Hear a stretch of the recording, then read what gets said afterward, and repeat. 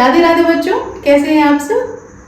तो हम एम लक्ष्मीकांत की इंडियन पॉलिटी की 7th एडिशन को कंटिन्यू कर रहे हैं। ओके, अभी तक हमने क्या पढ़ा। पहला चैप्टर में हमने देखा historical background of the constitution, second में हमने देखा making of the constitution, third chapter जो था वो था कॉन्सेप्ट ऑफ द कॉन्स्टिट्यूशन, जो एक नया चैप्टर है जो 7th एडिशन में स्पेशली ऐड किया गया है। फोर्थ चैप्टर है हमारा salient features of the constitution. ठीक है, सेलिएंट फीचर्स में हमने ये पढ़ा कि पहला फीचर हमने देखा कि जो हमारा संविधान था वो लेंथीएस्ट रिटन कॉन्स्टिट्यूशन था। ओके, अब संविधान लेंथीएस्ट रिटन कॉन्स्टिट्यूशन क्यों बना, इतना बल्कि क्यों बना। ठीक, तो बल्कि होने की कुछ वजह थी।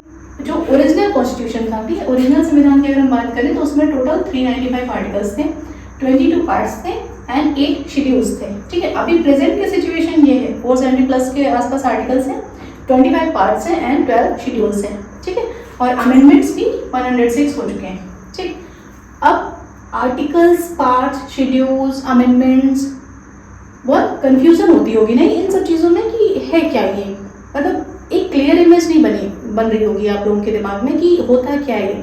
तो देखो, एक चीज़ होती है, जैसे मान लीजिए आपको कोई बुक लिखनी है, ठीक है, संविधान जो था वो हमारी एक रूल बुक थी। ठीक, एक बुक के फॉर्म में हमने कॉन्स्टिट्यूशन को लिखा। तो अगर आपको एक बुक लिखनी है तो आप उसमें कुछ चैप्टर्स डालोगे, है ना। इंडेक्स पे क्या होता है, चैप्टर्स लिखे होते हैं। जैसे मान लीजिए पहला चैप्टर हमने डाला, फिर दूसरा हमने लिख लिया, फिर हमने तीसरा चैप्टर लिखा, फिर हमने चौथा चैप्टर लिखा, फिर हमने पांचवा चैप्टर लिखा।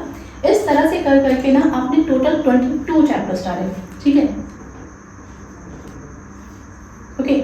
अब इन चैप्टर्स के अंदर क्या होगा, पहले चैप्टर में कुछ चीज़ें गिवन होंगी, ओके, सेकेंड चैप्टर में कुछ चीज़ें गिवन होगी, थर्ड चैप्टर में कुछ चीज़ें गिवन होगी, फोर्थ में कुछ होगा, फिफ्थ में कुछ होगा, ऐसे ऐसे करके अंदर चीज़ें गिवन होगी। तो संविधान जब हमने बनाया तब हमने क्या किया, एक हमने बुक फॉर्म किया, उसमें हमने चैप्टर्स डाले, उन चैप्टर्स को हम पार्ट्स कहते हैं। ठीक है, टोटल हमने कितने चैप्टर्स डाले, 22, तो 22 पार्ट्स हुए। अब इन चैप्टर्स के अंदर हमने आर्टिकल्स लिखे। देखो, चैप्टर्स के अंदर कुछ ना कुछ होगा ना, कोई नियम होगा, है ना, तो वो आर्टिकल के फॉर्म में था। ठीक, अब जैसे पहला चैप्टर जो था हमारा वो था यूनियन एंड स्टेट्स, ठीक है, एंड ड्यूटीज। तो इसको हमने, ये हमारा जो आर्टिकल था ये 1 to 4 था। ठीक है, सेकेंड जो हमारा चैप्टर था वो था सिटीजनशिप, या सेकेंड पार्ट था वो सिटीजनशिप से डील कर रहा था। और इसमें इसको हमने कितने आर्टिकल्स में लिखा, ये 5 to 11 आर्टिकल्स सिटीजनशिप में आते थे। फिर थर्ड जो था वो हमारा फंडामेंटल राइट था, ये आर्टिकल 12 से 35 तक था। फिर डीपीएसपी आता है, डीपीएसपी आर्टिकल 36 to 51 है। फिर आता है फंडामेंटल ड्यूटीज, फंडामेंटल ड्यूटीज जो 4A में ऐड हुआ है, एक्चुअली ये अमेंडमेंट के थ्रू आया था, तो ये 5th में ना आके 4th में ऐड हुआ है। ठीक है, 4A में, ठीक है, फंडामेंटल ड्यूटीज 51A में ऐड हुआ है। फिर 5th आता है आपका यूनियन या संघ, ये ऐड हुआ है आपका 52 से 151।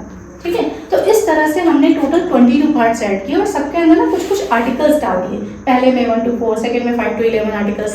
तो इस तरह से हमने चीज़ें की। अब चलो ठीक है, आर्टिकल समझ में आ गया, पार्ट समझ में आ गए, शेड्यूल्स क्या होते हैं। फिर देखो तो आ गया था। अब जैसे ये 5th वाला हमारा पार्ट है यूनियन, यूनियन में बहुत सारी चीज़ें आती हैं। अगर हम सेंटर की बात करें या संघ की बात करें तो यूनियन में लेजिस्लेचर भी होगा, एग्जीक्यूटिव भी होगा और जुडिशरी भी होगा। ठीक है, तो ये चैप्टर बहुत बड़ा होगा, नहीं? ठीक है, अब लेजिस्लेचर में हम यूनियन की बात करें तो लेजिस्लेचर में हम क्या पढ़ेंगे, पार्लियामेंट के बारे में। ठीक, एग्जीक्यूटिव में हम क्या पढ़ेंगे, प्रेसिडेंट, पीएम, वाइस प्रेसिडेंट, है ना, काउंसिल ऑफ मिनिस्टर्स, ठीक है, कैग, सॉरी अटॉर्नी जनरल, हम एग्जीक्यूटिव की बात करें अटॉर्नी जनरल।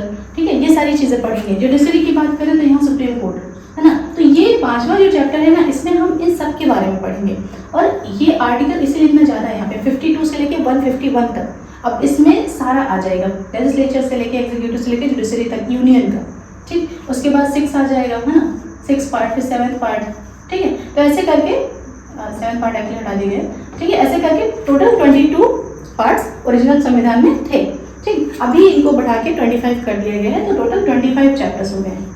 ठीक है, तो ये पार्ट्स हम बाद में देखेंगे पार्ट्स और आर्टिकल्स के साथ साथ एक एक चैप्टर कवर करेंगे। जैसे पहला चैप्टर लेंगे हम यूनियन एंड टेरिटरीज के बारे में, उसमें हम 1 to 4 करके सारे आर्टिकल्स को कवर कर लेंगे। सेकंड हम लेंगे सिटीजनशिप, फिर 5 to 11 सारा कवर कर लेंगे, ठीक है, चैप्टर वाइज पढ़ेंगे इसको।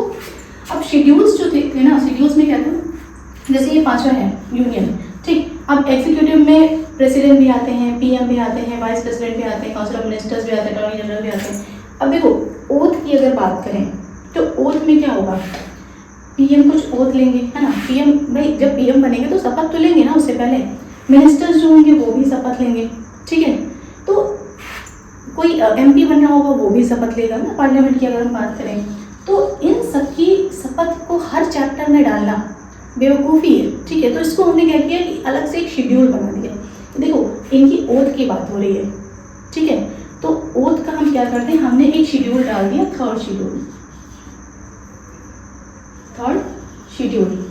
और ये डील किससे करता है, oaths and affirmations and oath, ठीक है। अब यहाँ पे जितने लोग हैं सबकी ओथ को हमने यहाँ डाल दिया, कुछ को छोड़कर, क्योंकि कुछ के लिए अलग से आर्टिकल्स बने होते हैं, ठीक है। तो ये शेड्यूल किस टाइप का काम कर रहा है, ये बिल्कुल वैसा काम कर रहा है जैसे हम पूरी बुक के लास्ट में ना टेबल्स लगा देते हैं, है ना, कि पूरी बुक में जो स्पेशल है वो यहाँ मिलेगा, है ना, आपको भटकना ना पड़े, हर चैप्टर में जाके वो चीज़ ना खोजनी पड़े। तो इसलिए हमने शेड्यूल बनाए, ठीक है। अब जैसे 10th शेड्यूल है, 10th शेड्यूल में हमने क्या डाला, anti defection law. Anti defection law में क्या होता है, एमपीज एंड एमएलएस के लिए नियम बना होता है, पार्टी के लिए नियम बना होता है कि अगर आप डिफाई करते हो, मतलब दल बदल कानून है, ठीक है, एक पार्टी से दूसरी पार्टी में जाना है आपको, तो क्या नियम होने चाहिए, अदरवाइज आप डिसक्वालीफाई कर दिए जाओगे। तो वो एमपी के लिए भी होगा, स्टेट लेजिस्लेचर में एमएलएस होते हैं उनके लिए भी होगा, तो वो एक से ज़्यादा चैप्टर्स में मिलेंगे। तो उसको हमने क्या किया, 10th शेड्यूल में डाल दिया, ठीक है। तो ये शेड्यूल्स थे। शेड्यूल्स का मतलब ये बिल्कुल वैसे है कि हमने बड़ा सा घर बनाया, अलग अलग हमने कमरे बनाए, उसके बाद हर कमरे का कुछ सामान एक अलमारी में है, ठीक है, तो वो शेड्यूल्स है, ठीक है। शेड्यूल्स मतलब एक अलमारी या स्पेशल ऐसी जगह जहाँ पे कुछ स्पेशल चीज़ें हैं, ठीक है। तो ये क्लासिफिकेशन ऐसे होता है, ठीक। अब अमेंडमेंट्स, अब ये तो खैर ओरिजिनल कॉन्स्टिट्यूशन की बात रही, अभी की बात करें तो 25 भाग हैं टोटल, ठीक है। शेड्यूल्स हैं जो टोटल है वो 12 हैं, ठीक। अब जो अमेंडमेंट्स थे ये क्या थे, देखो हमारा संविधान बना रहे थे, उन्होंने फ्यूचर देख लिया था, ठीक है। उनको ये पता था कि टाइम के साथ एडेप्टेबिलिटी बहुत ज़रूरी है, ठीक है, क्योंकि आने वाले समय में चीज़ें बदलेंगी और आने वाले समय में ज़रूरी नहीं कि यही नियम अच्छे से फॉलो हो, ठीक है, कुछ बदलाव की भी ज़रूरत पड़ेगी। तो इसलिए उन्होंने एक प्रोविजन छोड़ दिया संविधान में, और वो था अमेंडमेंट या संशोधन, ठीक है। तो अभी तक जो अमेंडमेंट्स हो चुके हैं वो टोटल 106 अमेंडमेंट्स हो चुके हैं, ठीक है। अब इस अमेंडमेंट के थ्रू हम क्या कर सकते हैं, हम किसी भी आर्टिकल को हटा सकते हैं, ऐड कर सकते हैं, किसी भी आर्टिकल में किसी पार्ट को ऐड कर सकते हैं, हटा सकते हैं, या फिर किसी पार्ट को ऐड कर सकते हैं, हटा सकते हैं, या फिर शेड्यूल्स में भी हम ऐसा कर सकते हैं। और हमने इसी के थ्रू ये चीज़ें की भी हैं। हमने 8 शेड्यूल से 12 किया है अमेंडमेंट के थ्रू, 22 से 25 हुआ है ना, आर्टिकल्स भी इम्प्रूव हुए हैं, इंक्रीज हुए हैं, ठीक है। तो ये चीज़ें हैं। फाइनली आई थिंक आपको समझ में आ गया होगा कि articles, parts, schedules and amendments, ये अब इमेज बिल्कुल आपके दिमाग में क्लियर होनी चाहिए कि चीज़ें हैं क्या। फिर उसके बाद हम आगे कंटिन्यू करेंगे, ठीक है।